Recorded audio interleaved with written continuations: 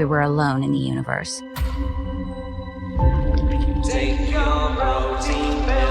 فينوم 3 ذا لاست دانس.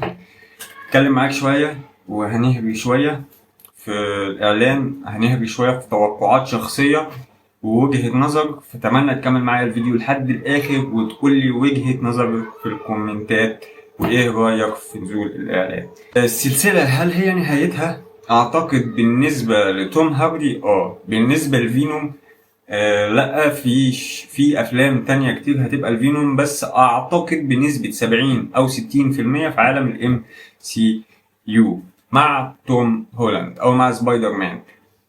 تاني حاجة ظهرت في الاعلان انه هيبقى في اتحاد ما بين فينوم وما بين هيئة المحلفين بسبب نزول السيمبيوت من عالمهم لعالم فينوم او للكرة الارضية، وهنا فينوم بيتحد مع توم هاردي وهيئة المحلفين بقيادة الجنرال ويليو إن هما هيحاربوا السيمبيوت الموجود. في الكوميكس دي كانت حاجة مختلفة نهائي. في الكوميكس هو بيتحد مع سبايدر مان.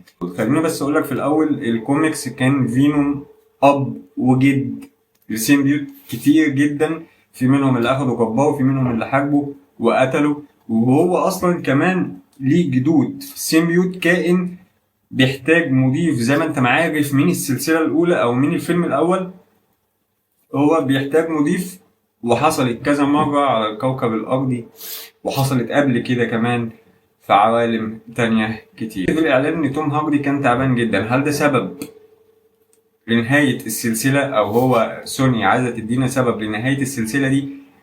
ممكن دي بنسبة 50 أو 60%.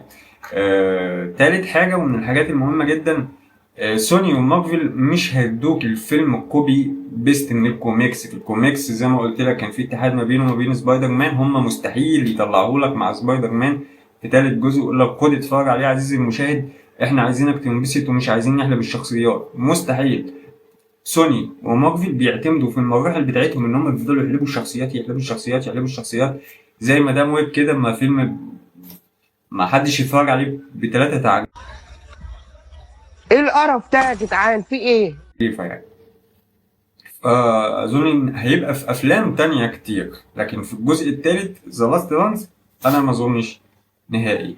هيئة المحلفين بقيادة اوبيليو اللي كان في هالك، هيبقى في نوعا ما جندي عايز ياخد السيمبيوت ويحارب فينوم، او في سيمبيوت هيستغل نوعا ما شخصية شريرة هيبقى المضيف بتاعه، وهنخش في جدال طول الفيلم بالظهور شخصيات كتير.